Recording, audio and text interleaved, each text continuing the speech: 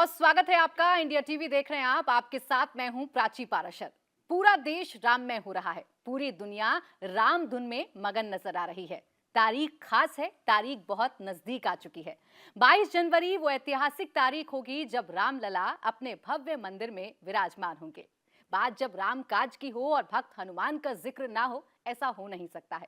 भक्त हनुमान सबसे ज्यादा उत्साहित नजर आते हैं। भक्त हनुमान राम काज में सबसे ज्यादा खुश नजर आते हैं। और आज ऐसे ही खास मेहमान हमारे बीच में हैं जो भक्त हनुमान के भक्त हैं।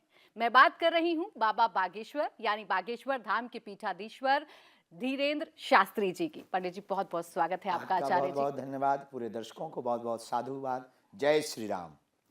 500 साल बाद भगवान श्री राम के विराजमान होने का समय आ गया है। 500 साल का हमारा जो इंतजार है वो खत्म होने जा रहा है। ये जो 22 जनवरी की तारीख है वो आपके लिए कितनी खास है? हमारे लिए क्या, इस दुनिया में रहने वाले समस्त राम भक्तों के लिए इतनी ही खास है जितनी खास जिंदगी में व्यक्ति अपनी जीवन में पहली बार कुछ एक नया प्रयोग करने के लिए आगे बढ़ता है और पूरी जिंदगी का उसका सपना हो कि मेरा मकान बन जाए। और जब वो मकान में जाता है और जिस दिन का उसका उद्घाटन का मुहूर्त होता है तो वो जितना उत्साहित होता है उससे कई लाख गुना राम जी के विराजमान होने पर 22 जनवरी पर हमारी प्रसन्नता है। और इतनी बहुत कम प्रसन्नता है, हमारे हनुमान जी की करोड़ गुना प्रसन्नता है। और निश्चित रूप से इस दुनिया में रहने वाले समस्त राम भक्त अपनी जिंदगी का 22 जनवरी को सबसे बड़ा दिन मानेंगे। आप जा रहे हैं, आपको निश्चित, न्योता मिला है, बिल्कुल, तो आप उस कार्यक्रम में शामिल होंगे? बेझिझक। कितने उत्साहित हो उस कार्यक्रम में शामिल होने बहुत के लिए? ज़्यादा, कह नहीं सकते। कई बार जब अत्यधिक प्रेम होता है या अत्यधिक बहुत ऊंची प्रसन्नता की बात होती है तब जबान कम बोलती है, आंखें ज़्यादा बोलती हैं। इतने ही उत्साहित भगवान हनुमान भी होंगे, क्योंकि राम काज की बात है। शुरुआत में ही मैंने कहा कि जब राम लला की बात होगी और हनुमान जी अगर उत्साहित नजर ना आए तो क्या कह हनुमान सकते। जी का तो क्या कहना, प्रभु श्री राम के सबसे प्रिय भक्त में और हमारे सरकार तो और ज़्यादा उत्साहित होंगे उस दिन। 22 जनवरी को तो वो नृत्य करेंगे कि रामलला विराजमान हो गए, राम आएंगे आएंगे आएंगे। और 22 जनवरी को राम आखिर आ ही गए। अच्छा, आप भी जा रहे हैं। मैं खुद अयोध्या में उस वक्त मौजूद रहूंगी। हमारे 500 साल का इंतजार खत्म हो रहा है और इस वक्त पूरे देश पे जितने भी लोग हैं जो रामलला का इंतजार कर रहे थे, उनके अंदर एक एक्साइटमेंट है, उनके अंदर एक उत्साह है। ऐसा लग रहा है जैसे काउंटडाउन अंदर चल रहा हो हर एक दिन को लेकर। ये इतना बड़ा दिन इस देश के सामने आ रहा है, श्रेय किसको देंगे?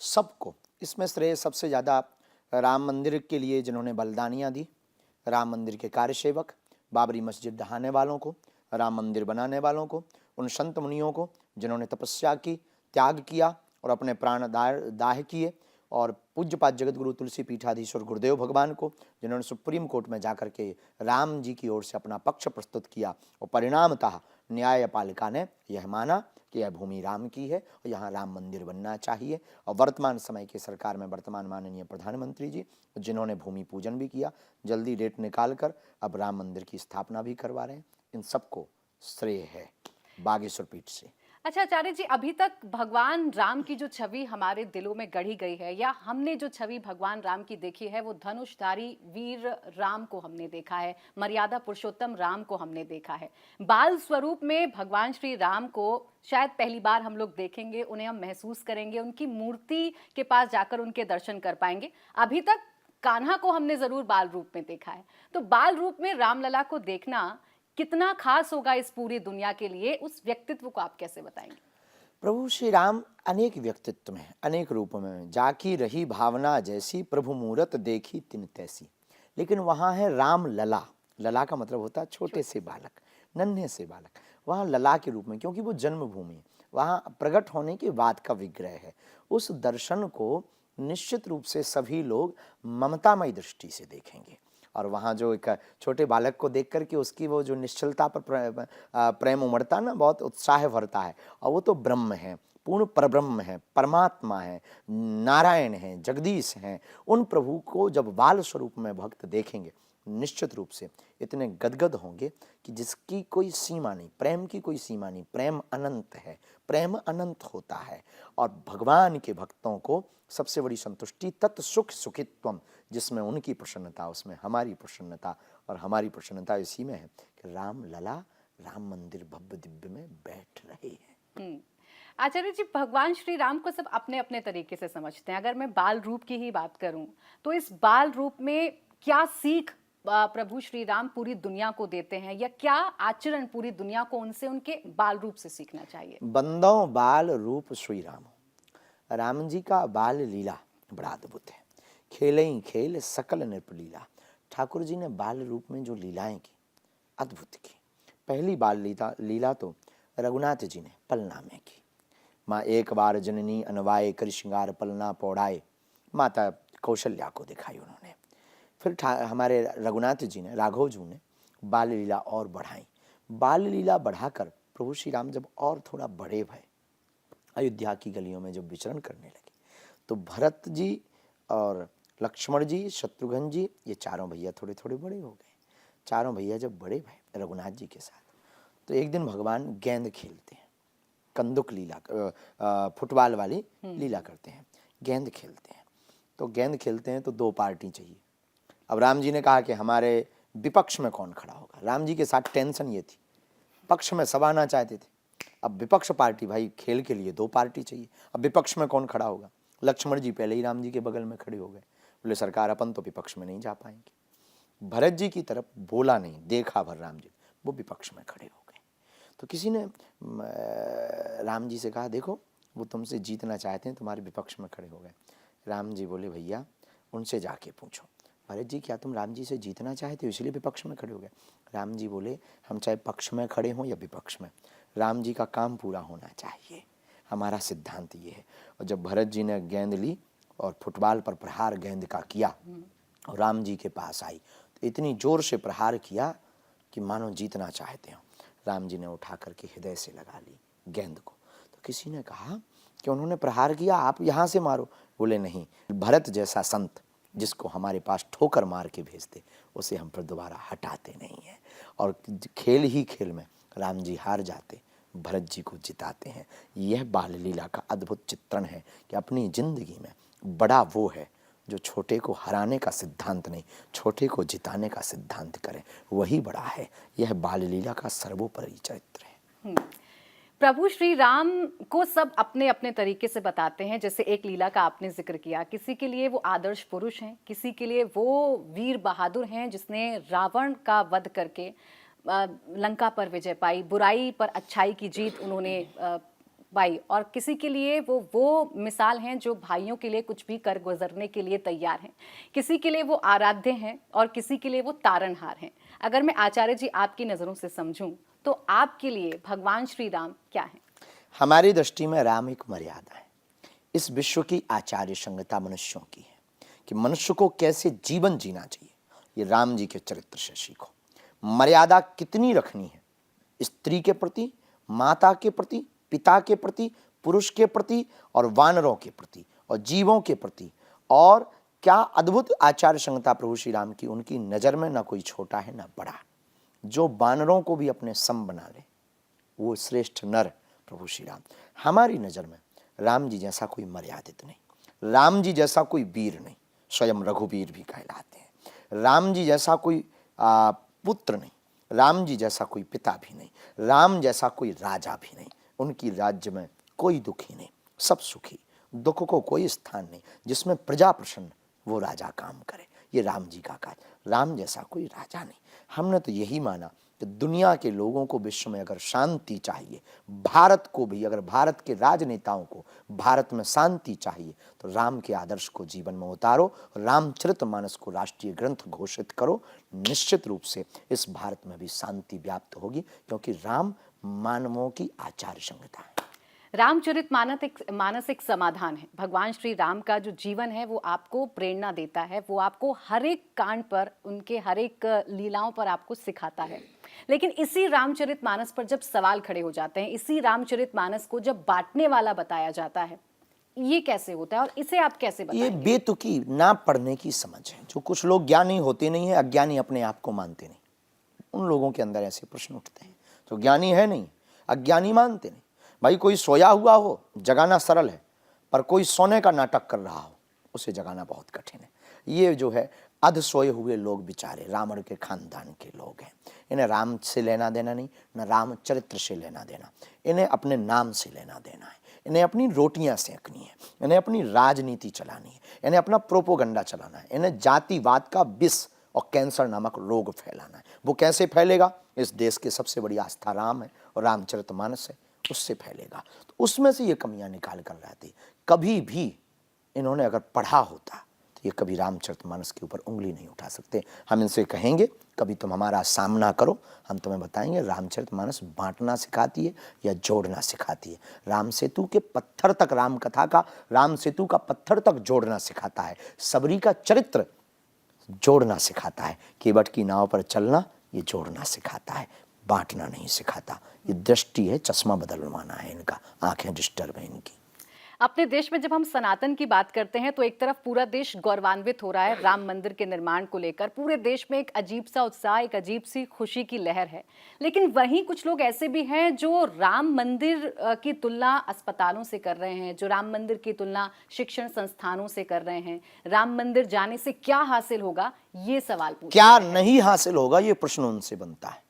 राम मंदिर जाने से शांति मिलेगी, राम मंदिर से हिंदुओं की आस्था मजबूत हो रही है, राम मंदिर से लाखों लोगों को रोजगार मिलेगा, राम मंदिर से फूल बेचने वालों को रोजगार मिलेगा, ऑटो वालों को रोजगार मिलेगा, होटल्स वालों को रोजगार मिलेगा, उस नगर का विकास होगा, विदेशी सैलानी वहां पर आएंगे, भारतीय सैलानी भी वहां पर जाएंगे, अपनी छुट्टियों का लोग सकारात्मक जीवन जीने के लिए वहां पर प्रयोग करेंगे, वहां के रहने वाले निवासियों को लाभ होगा, वहां पर जाने वाले भक्तों को लाभ होगा, मंदिर में सेवा करने वालों को लाभ होगा, मंदिर में लाइट लगाने वालों को लाभ होगा, टेंट लगाने वालों को लाभ होगा, भंडारा बनाने वालों को लाभ होगा, मंदिर में निर्माण करने वाले मजदूरों को लाभ हो रहा है, मंदिर के ठेकेदारों को भी लाभ हो रहा है।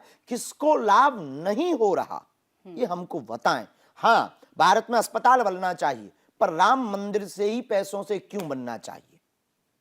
भारत में विद्यालय बनने चाहिए, बिल्कुल बनने चाहिए, पर हज यात्रा के रुपया रोक करके क्यों नहीं बनने चाहिए? मस्जिदें बंद कराई जाएं, चर्च बंद कराए जाएं, राम मंदिर ही क्यों आपकी नजर में है? ये चर्च और मस्जिद बोलने में तुम्हें नानी याद आती है क्या?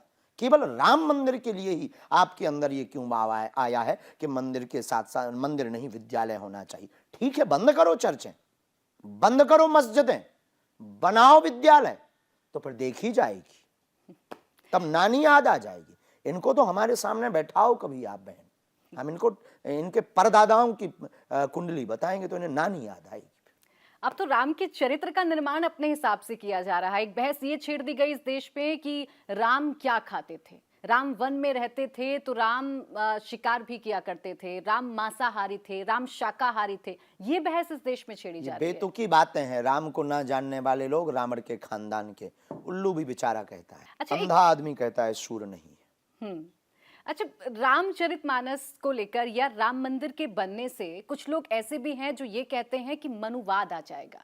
ये मनुवाद है क्या और क्यों इस बात का डर यहाँ के हिंदुओं को सता रहा है, यहाँ के लोगों को सोची सता समझी रहा है? प्रायोजित राजनीतिक शब्द का प्रयोग है मनुवाद। मनुवाद कोई विवाद नहीं, मानवता की बात मनुस्मृति में है। मनुस्मृति किसी भी जाति के खिलाफ नहीं। मनुवाद का जिक्र एक प्रायोजित तरीके से किया गया स्वांग और षड्यंत्र है इस देश में, जो विदेशी शक्तियों ने यहाँ पर कर रखा है, यहाँ पर पैर फैला रखे हैं और कई अपने भारतीय हिंदुओं के ब्रेन को ब्रॉस कर दिया है, उनके दिमागों को पलटा दिया है। उनके पास कोई उपचार नहीं तो वो इस प्रकार के शब्दों का प्रयोग करके अपने ही धर्म की हानि कर रहे, अपने ही राम की आस्था को ठेस पहुंचा रहे। अब उनके पूर्वज राम भक्त थे, ये रावण भक्त बना बैठा है, ये राम विरोधी बना बैठा है। पूर्वजों को भी नरक मिलना है, ये भी नरक में जाने की तैयारी कर रहा है। अच्छा, मनुवाद को मिटाने की बात या मनुवाद को खत्म करने की बात, मनुवाद क्या है यही मैं आपसे जानना चाह रही हूँ कि मनुवाद है क्या? इसका जो एक डर लोगों में फैलाया जा रहा है वो है क्या? मनुवाद को इन लोगों ने बैकवर्ड और फॉरवर्ड की लड़ाई बना दिया। ये है मनुवाद रियलिटी में, बैकवर्ड और फॉरवर्ड, जो कि शुद्ध जातिवाद इन्होंने बना दिया। मनुवाद का एक पर्यायवाची शब्द है जातिवाद। मनुवाद का एक शुद्ध पर्यायवाची शब्द है कि इस देश में जितने भी अमीर हैं, जितने भी बड़ी जाति से संबंधित लोग हैं, उन पर टिप्पणी करो, वो गंदे थे, उन्होंने राज किया, ये किया, वो किया। और उनको आरोपित करके अपन एक नया सेकुलरिज्म तैयार करके यहाँ पर राज करेंगे। ये शुद्ध बेफिजूली की बात है। न इस देश में कोई बैक है, ना कोई छोटा है। राम का आदर्श पढ़ो, रामचरितमानस पढ़ो, तो वो शबरी के घर पर जूठे वेल खाने जाते। अब ये मनुवाद है, ये मनुवाद है, ये जातिवाद है। वो राम क्षत्रिय होकर शबरी, भीलनी शबरी के घर जूठे वेल खा रहे हैं। अब कहाँ मनुवाद है, कहाँ मर गई तुम्हारी मति और कहाँ मर गए तुम्हारे तर्क। ये मनुवाद है, ये बेतुकी ज्ञान है। जो शबरी का प्रकरण आप बता रहे हैं, जब इसे सुनते हैं, आज के युवा पीढ़ी जब इसे सुनती है या आज के लोग इसे सुनते हैं, तो ये प्रकरण अपने आप में अनोखा नजर आता है। इस प्रकरण में भगवान श्री राम और माता शबरी के बीच में एक अकूट प्रेम नजर आता है। इस प्रसंग को आप कैसे बताएंगे? माता शबरी का चरित्र प्रतीक्षा का चरित्र है, परीक्षा का नहीं। इससे ये सिद्ध होता है कि राम जी भगवान को पाने के लिए परीक्षा की नहीं, प्रतीक्षा की आवश्यकता। सवरी निहारे रास्ता, आएंगे राम जी। मेरी झोपड़ी के भाग आज खुल जाएंगे, राम आएंगे। रामा रामा रटते रटते बीती रे उमरिया, रघुकुल नंदन कब आओगे, सबरी की डगरिया। ये राम जी के चरित्र में शबरी का चरित्र प्रतीक्षा का चरित्र है, ममता का चरित्र है। और जातिवाद के ऊपर भयंकर वाला एक जोरदार थप्पड़ है कि प्रभु श्री राम बन गए, वन में भटके। बड़े बड़े महात्मा थे वहाँ, पयाहारी, फलाहारी और जलाहारी और पवनाहारी, चार प्रकार के महात्मा थे। जल पीने वाले महात्मा, जल पीकर रहने वाले, दूध पीकर रहने वाले, फल खाकर रहने वाले और केवल वायु पीकर रहने वाले महात्मा थे। इनको लगता था कि राम जी जब भी बनाएंगे सबसे पहले हमारी झोपड़ी में आएंगे, क्योंकि हमारी तपस्या बहुत ऊंची है। एक जने बोले हम केवल जल भर पीते हैं, दूसरे बोले हम तो केवल दूध भर पीते हैं, तीसरे बोले हम तो केवल फल भर खाते हैं, वो भी एक टाइम, हमारे घर सबसे पहले राम। चौथा बोला आप लोगों के घर राम जी नहीं आएंगे, हम तो केवल वायु पीते हैं, तो राम जी आते हैं, आएंगे हमारे घर, क्योंकि हमारी तपस्या सबसे श्रेष्ठ। राम जी आए, इनकी झोपड़ी के बाहर खड़े हो गए, ये खुश हो गए, आओ महाराज आओ आओ, बैठो भीतर, भीतर चलो, भीतर चलो, खुश हो गए। राम जी बोले नहीं, पहले ये बताओ सबरी कहाँ रही थी। इन लोगों का दिमाग भड़क गया। हम इतने बड़े कठोर महात्मा, इतनी तपस्या, ये राम जी सबरी का रास्ता पूछते हैं, सबरी की झोपड़ी पूछते हैं, समझ में नहीं आता ये कैसे ब्रह्म है।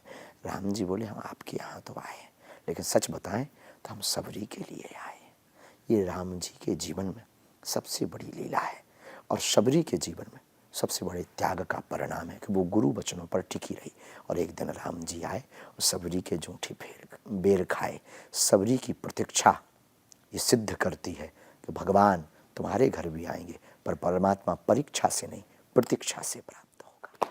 अच्छा, आप जातिवाद को खत्म करने की बात सबसे ज्यादा करते हैं। आज के समाज की अगर मैं बात करूं या आज के समय की मैं बात करूं, तो ये जातिवाद कितनी बड़ी समस्या है और ये कैसे खत्म होगा? इतनी बड़ी समस्या है जितनी दिल्ली में प्रदूषण है। जितनी वर्तमान में दिल्ली का प्रदूषण समस्या बन गया है, लोगों को जीना हराम कर दिया है, उतनी बड़ी समस्या, ये इतनी बड़ी समस्या है जातिवाद जितना शरीर में पेट में कैंसर हो जाना है। इतनी बड़ी समस्या है जितना पैर ना होना, उतनी जातिवाद परेशान कर रहा है वर्तमान में आज के समाज को। भारत की दशा को भी परेशान कर रहा, भारत के धर्म को भी परेशान कर रहा, भारत के सिद्धांतों को भी परेशान कर रहा, भारतीय मूल संस्कृति को भी परेशान कर रहा, भारतीय संस्कृत को भी परेशान कर रहा और भारत के मूल विचारों को भी परेशान कर रहा, भारत की आस्था को भी परेशान कर रहा और भारत के विश्व गुरु के लिए भी सबसे बड़ा रोड़ा यही बन रहा है। क्योंकि यहाँ पर आने के बाद हिंदू कोई नहीं, कोई बनिया है, कोई ब्राह्मण है, कोई ठाकुर है, कोई वैश्य है। यहाँ पर कोई भारतीय नहीं, भारतीयता को भी ये खतरा है, भयंकर वाला खतरा। यहाँ कोई भारतीय नहीं रहते, यहाँ रहते हैं ठाकुर, ब्राह्मण, बनिया, क्षत्रिय, वैश्य, शूद्र। वो कहते हैं हम कुमार हैं, वो कहते हैं हम प्रजापति, वो कहते हैं हम कुशवाहा, वो कहते हैं हम पाल हैं, वो कहते हैं हम ब्राह्मण हैं, वो कहते हैं हम अयरबार हैं, वो कहते हैं हम क्षत्रिय। भारतीय कोई नहीं, हिंदुस्तानी कोई नहीं है। ये सबसे बड़ा खतरा हो गया है। इस खतरे को निजात पाने के लिए ही हमने भारत में हिंदू राष्ट्र का प्रण लिया है। हमने बागेश्वर धाम पर गरीब बेटियों के विवाह का प्रण लिया है कि हर समाज की बेटियों का हर साल विवाह करवाएंगे, उन्हें उपहार भी देंगे, मोटरसाइकिल भी देंगे। 1 मार्च से 8 मार्च तक आयोजन करा के हम भारत को बताना चाहते यह राम राज्य की स्थापना का प्रकल्प है। जब तुम दूसरों की मदद करोगे, जब तुम भंडारा करवाओगे, जब तुम दूसरों के दुख में सम्मिलित, ऐसी बेटियां जिनके माता पिता नहीं, उनका विवाह, ये भारत में सर्वोपरि उपाय है एक दूसरे की मदद, इस जातिवाद के टक्कर से उठने का। एक तरफ आप सनातन को इतने अच्छे से समझाते हैं, एक तरफ राम मंदिर का क्या महत्व है इस देश में ये हम लोग समझ रहे हैं, लेकिन दूसरी तरफ इस राम मंदिर को मानसिक रोग का मार्ग बताया जा रहा है, मानसिक गुलामी का मार्ग इस मंदिर को बताया जा रहा है। मानसिक गुलामी अगर राम मंदिर है तो यूं कहा जाए कि इस देश में क्या, पूरी दुनिया में मानसिक गुलाम बहुत ज़्यादा है। और जिसने ये टिप्पणी की शायद वही भर ठीक लग रहा है, उसकी नज़र में तो फिर सब मेंटल है। चर्च भी तो है, तो क्या वो भी मानसिक गुलामी का रोग होगा? मस्जिदें भी तो हैं, तो क्या वो भी मानसिक गुलामी का रोग होंगे? गुरुद्वारे भी हैं, तो क्या वो भी मानसिक गुलामी का रोग है? तो फिर राम मंदिर भी मानसिक गुलामी का रोग होगा। और अगर ये नहीं है तो ये भी नहीं। मस्जिदों का आपने जिक्र किया, अभी भी बाबरी मस्जिद का नामो निशान खत्म हो चुका है, भव्य और दिव्य राम मंदिर बन रहा है, रामलला विराजमान होंगे, लेकिन अभी भी ये सीख दी जा रही है एक समाज को या मुस्लिम समाज को कि हमें अपनी मंदिरों को आबाद रखना है, कयामत से कयामत तक वहां मस्जिद ही रहेगी और उसे हम मस्जिद ही मानेंगे। बेचारे खिसियाई बिल्ली खंबा नोचे। कई बार जब बिल्ली खिसिया जाती है तो खंबा को नोचती है। ये ठीक वैसे ही तर्क और बेहुदा बयान है। इस बयान में उतनी दम नहीं। हाँ, उनकी जो जगह मस्जिद है वो बरकरार रहे। हमारे आस्था धर्म तीर्थ के पास जो मस्जिद है, जहाँ पर प्राचीन वेदों में, रामायण में, पुराण में वर्णन है, वहाँ नहीं रहे। हम उनके खिलाफ नहीं। उनके भगवान, तुम मानो अपने भगवान को, लेकिन हमारे भगवान के पास तुम्हारे भगवान हो, तुम्हारी आस्था का केंद्र हो, ये नहीं हम मानेंगे।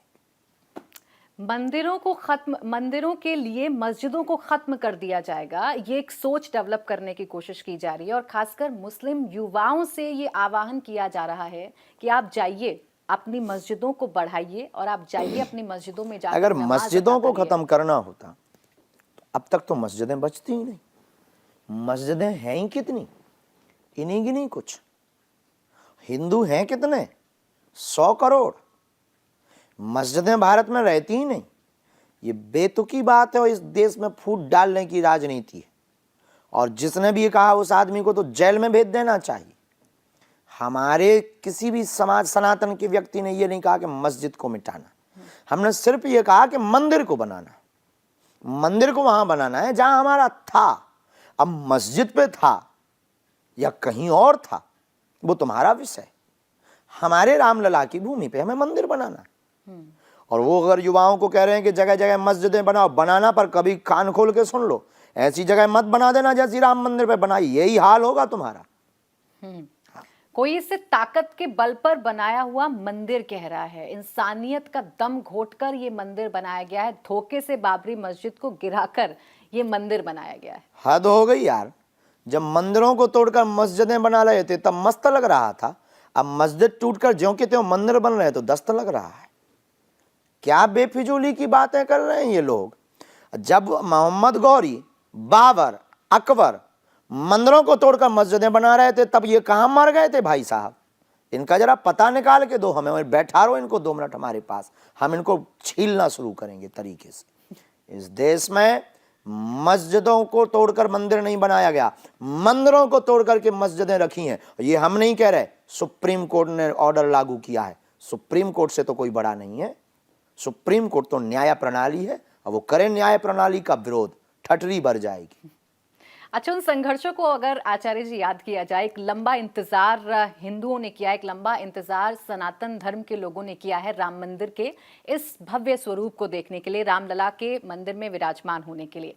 वो तब का समय जब बाबरी मस्जिद गिराई गई, जब बाबरी मस्जिद को ढाया गया और उसके बाद एक आस जगी कि अब यहाँ रामलला का मंदिर बन जाएगा। कितना अंतर देखते हैं इन दोनों समय में? हम एक ही बार गए जब रामलला झोपड़ी में थे, उसके बाद 4-5 बार अयोध्या गए पर दर्शन नहीं किए। मन खिन्न था, लेकिन जो भी आप लोग दिखाते हैं अद्भुत लग रहा है, जो कल्पना से परे है। दिव्य भी है, भव्य भी है। और अंतर तो निश्चित ही, भारत बदल रहा है, भारत विकसित देशों में सम्मिलित हो रहा है, भारत राम राज्य की स्थापना की ओर बढ़ रहा है, भारत हिंदू राष्ट्र बनने की ओर चला जा रहा है।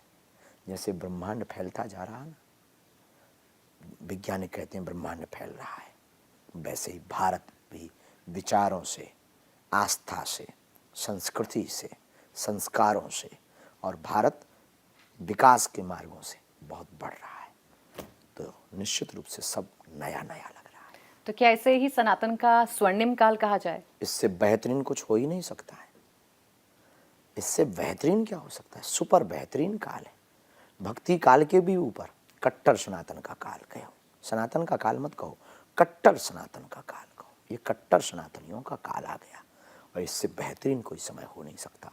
और अभी जो नहीं जागे पछताएंगे, इनकी पीढ़ियां पछताएंगी, इनके बाल बच्चे पछताएंगे।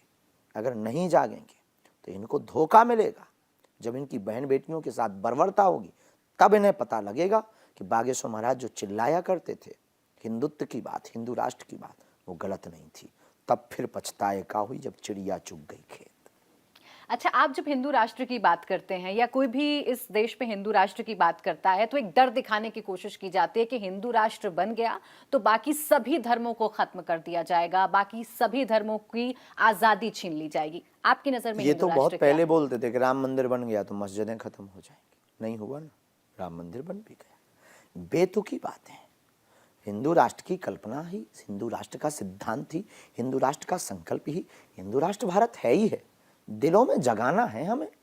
हम निकले हैं सिर्फ जगाने। हिंदू जो सोए हैं, एकत्रित नहीं, जातिवाद में बटे हैं, उन सबको बस इकट्ठा करना, ये हिंदू राष्ट्र का ध्येय है और कोई हिंदू राष्ट्र का ध्येय नहीं। अच्छा, सनातन के स्वर्णिम काल में उन लोगों के लिए आप क्या कहेंगे जो अभी भी राम काज में जाने के लिए थोड़े से कंफ्यूज नजर आ रहे हैं, उनका मन बड़ा असमंजस में है, जाएं कि ना जाएं, जाएं तो ऐसा ना हो कि एक वर्ग नाराज हो जाए?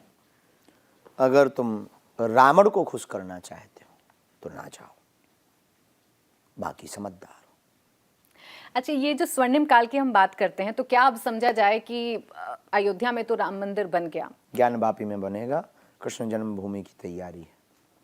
ये कैसे संभव हो पा रहा है? ये जो बदलाव आप देख रहे जैसे हैं, राम मंदिर का हुआ, हिंदू राष्ट्र की बात मंचों से बोली जा रही, हिंदुओं को एकत्रित किया जा रहा है, लाखों लोग कथाओं में बैठ करके जो अपने जीवन में बदलाव कर रहे हैं, ऐसे ही संभव है जब भारत के प्रत्येक कथावाचक हिंदुत्व की पुरजोर तरीके से प्रार्थना प्रारंभ करेंगे।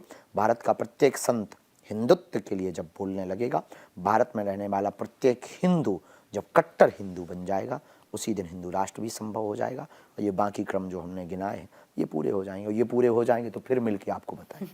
ये जब कट्टर हिंदुत्व की बात करते हैं तो कुछ लोग इसमें जोड़ देते हैं कि साधु संत डराने की कोशिश कर रहे हैं, साधु संत आतंकी हो गए हैं। ये जो प्राण प्रतिष्ठा का कार्यक्रम हो रहा है, दरअसल ये भी ड्रामेबाजी है। महात्मा कब से आतंकी हो गए? जो पत्थर फेंकते वो आतंकी नजर नहीं आए? जो रामायण फाड़ते हैं वो आतंकी नजर नहीं आए? जो राम के ऊपर उंगली उठाते काल्पनिक बताते हैं वो आतंकी नजर नहीं आए? जो राम को जो है झूठा बोलते हैं वो आतंकी नजर नहीं आए? और इन लोगों को जो है जगाने वाले आतंकी नजर आ गए। वाह रे पाकिस्तानी प्रेमियों, सेम टू यू।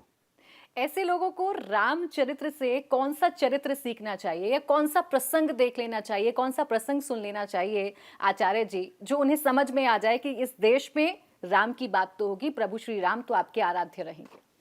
वो थे ही, उनकी बात होती ही रहेगी, उसे कोई मिटा नहीं सकता। राम जी का तो प्रत्येक चरित्र लाभ वाला है। एक चरित्र है विभीषण जी का और राम जी का। विभीषण जी राम जी से मिलने आते, शरण में आते, मिलने नहीं शरण में आते। तो वानर भालू वाल्की कहते हैं कि शायद भेद लेने के लिए आया है, दुश्मन का भाई है, इसको मत मिलो, इसको मत शरण में लो। तब हनुमान राम जी कहते हैं रखी हूँ ताहे प्राण की नाई। बोले चाहे जो हो जाए वो हमारी शरण में आया है, तो अब चाहे वो कितना भी अवगुणी हो, चाहे वो भले ही रावण को जिताने के लिए आया हो, भले ही वो हमको मारने आया हो, पर हमारी शरण में आया है, तो हमारे इस भारत का कर्तव्य है, हमारी आचार्य संहिता का कर्तव्य है कि हम उसे शरण से हटने नहीं देंगे। और राम जी ने उसे तुरंत गले से लगाया, उठ कर गए, गले से लगाया, तिलक किया, माला डाली और स्वागत किया। यह राम जी का चरित्र सिखाता है कि राम जी कितने उदार थे। राम राज्य की बात की जा रही है। अब राम मंदिर बनने के बाद, राम लला की प्राण प्रतिष्ठा के बाद, अब जो अगली उम्मीद लोगों के अंदर है वो है राम राज्य का आना। क्या कलयुग में ये संभव है? निश्चित संभव है। जिस दिन सब सनातनी ये जो अभी परिभाव चल रहे हैं, इसी प्रभाव के साथ चलते रहेंगे, प्रयोग करते रहेंगे, आगे बढ़ते रहेंगे, एकत्रित रहेंगे, राम राज्य आकर के रहेगा। हम तो कोशिश नहीं छोड़ेंगे। अब बात रामचरित्र पर कर लें या भक्त हनुमान पर कर लें। भक्त हनुमान और प्रभु श्री राम के बीच का जो रिश्ता है, वो रिश्ता एक भाई का भी है, वो रिश्ता एक सेवक और प्रभु का भी है। आप उसे कैसे बताते हैं या आप उसे कैसे देखते हैं? हम तो यही कहते हैं कि राम जी का पर्याय हनुमान है। पर हनुमान जी से परिचय पूछो तो वो कहते हैं दासो हम कौशलेंद्रो, हम भगवान श्री राम के केवल दास हैं।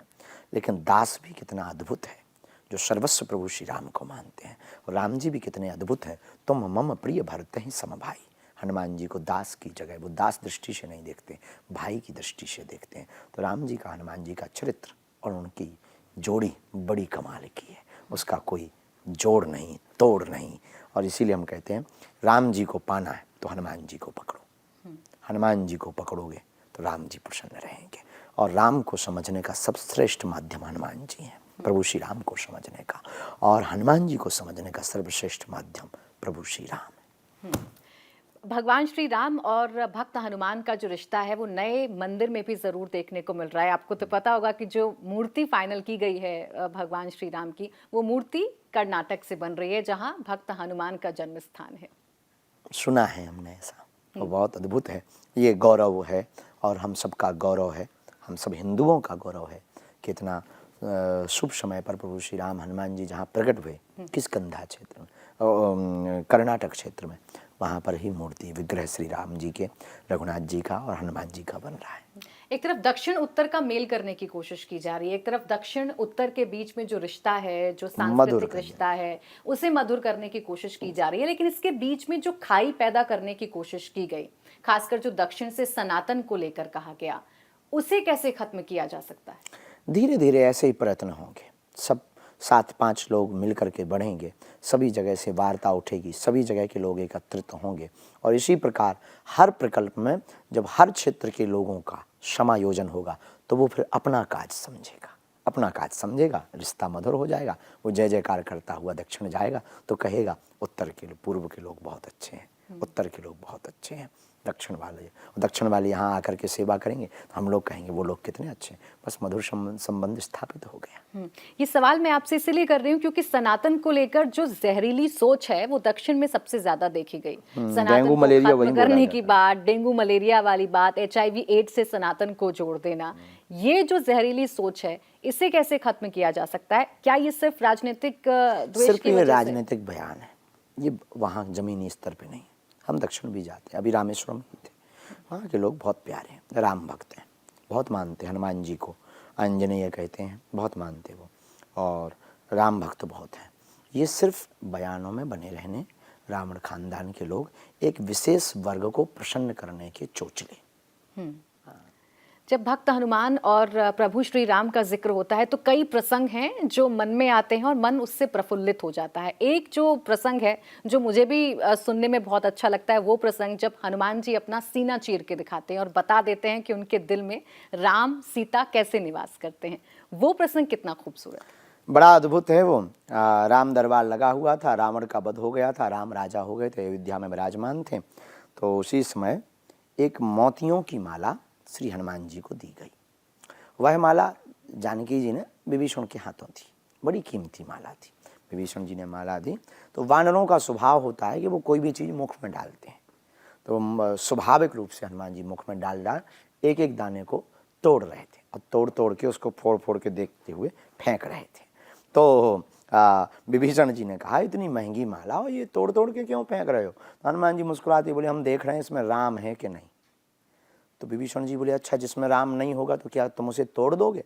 हनुमान जी बोले बेझिझक, छोड़ेंगे थोड़ी, तोड़ेंगे। तो विभीषण जी बोले मान लो अगर तुम्हारे अंदर ना राम ना हो तो क्या तुम अपने आप को तोड़ दोगे? बोले अगर ना होते तो बिल्कुल तोड़ देते। तो बोले कहाँ है दिखाओ। तब सीना फाड़ करके श्री हनुमान जी ने दिखा दिया। ए विभीषण तुम कहते हो क्या तेरे मन में भी राम है? देख मेरे मन में भी राम, मेरे तन में भी राम, मेरी वाणी में भी राम, मैं खुद राममय हूँ, राम से ही मैं हूँ, राम से ही तू है, यही राम से तू है। तो भगवान हनुमान का जो स्वरूप रहा या जो उनका चरित्र रहा वो चंचल चरित्र भी रहा है, नटखट चरित्र भी रहा है, और भगवान के साथ तो उनका रिश्ता कूट था, उनके साथ श्री हनुमान जी का, हनुमान जी का, और उनका संबंध तो सबके लिए अभी भी मिसाल है। और यही संबंध एक घटना से और चरितार्थ होता है जब सिंदूर लगा लेते हैं, और वो सिंदूर आज भी चढ़ाया जाता है भगवान। हाँ, चोला चढ़ाया जाता। माता जानकी जी सिंदूर लगा रही थी मस्तक पर, जो भारतीय सनातनीय स्त्रियों का सौभाग्य है, सुहाग है, तो वो लगा रही थी। और जैसे ही लगा रही थी तो हनुमान जी पहुंच गए। माता जी आप क्या कर रही हो? तो माता जानकी जी ने कहा, बेटा हम सिंदूर लगा रहे हैं, सौभाग्य सिंदूर लगा रहे हैं। माँ इससे क्या होता है? बेटा इसको लगाने से पति की आयु लंबी होती है, दीर्घायु होते हैं, और हमें गर्व होता है कि हम इनकी धर्मपत्नी हैं। अच्छा, तो क्या प्रभु की आयु लंबी होगी इससे? माता जानकी जी बोली, बिल्कुल। हनुमान जी सोचने लगे, जब चुटकी भर सिंदूर लगाने से आयु लंबी हो सकती है तो हमारे प्रभु हैं, हम क्यों ना पूरे शरीर में सिंदूर लगा लें ताकि वो इतने दीर्घायु लंबे हो जाएं कि कभी भी वो जो है हमसे दूर ना हो गए। तो तुरंत पूरे शरीर में उन्होंने सिंदूर पोता और पहुंच गए राम दरबार में। सब हंसने लगे, राम जी भी हंसने लगे। महाराज ये हनुमान जी कौन सा रूप बनाकर आ गए? सरकार आपको दीर्घायु करने के लिए आए। हमको दीर्घायु? कैसे दीर्घायु? पूरा वृत्तांत बता दिया। माता जी ने कहा था एक चुटकी सिंदूर लगाने से आपकी आयु बढ़ती है, तो हमने पूरे शरीर में लगा लिया, आप लंबे दीर्घायु हो जाओ। राम जी ठहाका लगाकर हंसने लगे। हनुमान जी के सिर पर हाथ रखा, बड़े अद्भुत हो। तो नटखट भी हैं, चंचल भी हैं, पर ज्ञानीनामा ग्रगण्यम भी हैं, ज्ञानियों में श्रेष्ठ भी हैं, रामदूत भी हैं, राम काज करवे के लिए आतुर भी हैं, और बलवान भी हैं, ज्ञानवान भी हैं, बुद्धिवान भी हैं, और इसलिए उनका नाम हनुमान भी है। राम काज जहां भी होगा, राम कथा जहां भी होगी, वहाँ वहां हनुमान जी जरूर होंगे। चाहे वो आप तुलसीदास जी ने जब रामायण लिखनी शुरू की तब की बात कर लीजिए, चाहे आप जब राम जी सब कुछ त्याग कर गुप्तकार घाट पर चले गए, चाहे आप तब की बात कर लीजिए। अब जब इतना बड़ा काम होने जा रहा है तो क्या हनुमान जी भी पहुंचेंगे अयोध्या? बेझिझक वो तो वहीं हैं, डेरा डाले हुए हैं, राम मंदिर बनवा रहे हैं। वो जो सेवक लगे हुए हैं उनके दिलों में बैठ बैठ करके वो काम करवा रहे हैं। राम काज करबे को आतुर, ये सब हनुमान जी ही तो कर रहे हैं, सबके हृदय में बैठ करके। वो तो सर्वत्र हैं, पवन तो सर्वत्र है। इनका नाम भी अंजनी पुत्र पवन सुत नामा, पवन सुत हैं, पवन रूप में वो सर्वत्र हैं। तो हनुमान जी उस दिन तो और खुश होंगे, बढ़िया जय जयकार करेंगे, ठुमका लगाएंगे। अनुभव जो भी होगा हम आपको बताएंगे। ये जो राम धुन की बात हम करते हैं कि राम धुन जैसे ही बजने लगती है, भगवान हनुमान तो नाचने ही लगते हैं, लेकिन अब तो पूरी दुनिया उस पर नाचती हुई नाच रही है, और नाचना भी चाहिए। यही राम राज्य है, यही राम की ताकत है। पूरी दुनिया, भारत के इतिहास में पहली बार ऐसा फेस्टिवल है जिसे पूरी दुनिया की मीडिया कैच कर। आध्यात्मिक फेस्टिवल, पहला फेस्टिवल है, पूरी दुनिया की मीडिया वहाँ पर कैमरे लगा रही है। भारत के इतिहास में पहली बार हुआ। ये राम राज्य पर नाचना ही तो है, ये राम जी की ही तो लीला है। अगर आचार्य जी आप वो रामधुन हमें सुना पाएं और बता पाएं कि जब आचार्य जी रामधुन में मग्न होते हैं या हनुमान जी रामधुन में मग्न होते हैं तो कैसे होते हैं? हनुमान जी का तो एक ही प्रिय मंत्र है, एक ही प्रिय गीत है, श्री सीताराम जी का नाम। वो तो कैसे भी गा दो, कैसे भी बजा दो, हनुमान जी उसमें प्रसन्न हो जाते हैं। और हनुमान जी के लिए तो सभी गीत प्रिय हैं। लेकिन जो भी एक दो दिन से बार बार मन में आ रहा है कि ये वाला गीत बड़ा अद्भुत, तो बड़ा अद्भुत रचना है वो, दास की रचना। सीताराम सीताराम हम गाएंगे, राजा राम हम गाएंगे, ओ झूम झूम नाचेंगे, हाँ झूम झूम नाचेंगे हनुमान जी। हो हो हो हो हो हो हो हो हो हो हो हो हो हो। हाँ सीताराम सीताराम हम गाएंगे, राजा राम हम गाएंगे, झूम झूम नाचेंगे, कि झूम झूम नाचेंगे हनुमान जी। ये बड़ा प्यारा। एक और सरल गीत है जो इन दिनों सबकी जबान पर मेरी झोपड़ी के, मेरे झोपड़ी के भाग आज खुल जाएंगे। वो शबरी, माता शबरी और प्रभु श्री राम के बीच के रिश्ते को भी बताता है, और आज के हिंदुस्तान की जो परिकल्पना है, आज के हिंदुस्तान का जो जुड़ाव है भगवान राम के प्रति, वो भी बताता है। वो भी सब गाते हैं आजकल, वही प्रिय है, बहुत ज्यादा भारत में चल रहा है। मेरी झोपड़ी के भाग आज खुल जाएंगे, राम आएंगे, राम आएंगे आएंगे राम आएंगे, राम आएंगे आएंगे राम आएंगे, मेरी झोपड़ी के भाग्य आज खोले जाएंगे, राम आएंगे। राम आएंगे तो क्या करोगी? राम आएंगे तो अंगना सजाऊंगी, दीप जला के दिवाली में मनाऊंगी, मेरी जिंदगी के दुख सारे मिट जाएंगे, राम आएंगे, मेरी झोपड़ी के भाग्य आज खुल जाएंगे, राम आएंगे। एक तरफ माता सीता के प्रति प्रभु श्री राम का प्यार है, माता शबरी के प्रति एक अकूट संबंध भगवान श्री राम का है, वहीं दूसरी तरफ एक और वर्णन है अहिल्या का। उन्हें कैसे तारा प्रभु श्री राम ने, वो वर्णन भी अपने आप में अद्भुत है। और वो आज के परिप्रेक्ष्य में अगर खासकर हम महिलाओं से जोड़कर देखें, वो क्या सीख देता है? तारनहार प्रभु हैं। जब गौतम ऋषि की पत्नी अहिल्या के ऊपर उनको श्राप लग गया, कलंक लग गया, तो पत्थर बन गई, उपल देह जब पत्थर बनी और पाषाण बन करके, शिला बन करके जब वो विराजमान हुई, तब प्रभु श्री राम की मर्यादा देखना, कितने तारनहार है। एक, कलंक मिट गया, रामचरितमानस में स्थान मिल गया। तीसरा, उनका कल्याण भी हो गया, उद्धार भी हो गया। चौथा, नारी के प्रति कितनी मर्यादा राम जी के अंदर, कि जब गुरुजी ने कहा कि तुम चरण रख दो, तो राम जी ने कहा कि आप गुरुजी ये बताओ, ये चाहती क्या है, चरण चाहती या चरण रज? तो गुरुजी बोले चरण नहीं, चरण रज चाहती। तो बोले अगर चरण रज चाहती तो फिर चरण रखने की आवश्यकता नहीं। गुरुजी बोले विश्वामित्र जी कैसे? तब राम जी ने चरण ऊपर उठाया और हवा को आज्ञा दी और तेज पवन चली और चरणों के कण के रज का कण उड़ करके उस शिला के ऊपर पड़ गया और वह ऊपर उसका देह छूट गया, शिला से वह नारी बन करके प्रकट हो गई। यह नारी की मर्यादा राम जी के अंदर कितनी थी, ये चरित्र सिखाता। अब देखिए, राम के चरित्र के बारे में, प्रभु श्री राम के चरित्र के बारे में जितना भी सुना जाए उतना कम लगता है, लेकिन समय बस यहीं तक था। आचार्य जी, बहुत बहुत धन्यवाद और बहुत बहुत शुभकामनाएं आपको। आप भी वहां पर जाएंगे, हम भी वहां पर जाएंगे। तो भव्य राम मंदिर का निर्माण हो रहा है और उसमें कैसे राम भक्त अपने आप को सराबोर नजर आ रहे हैं, ये आपने जाना आचार्य पंडित धीरेन्द्र शास्त्री जी से।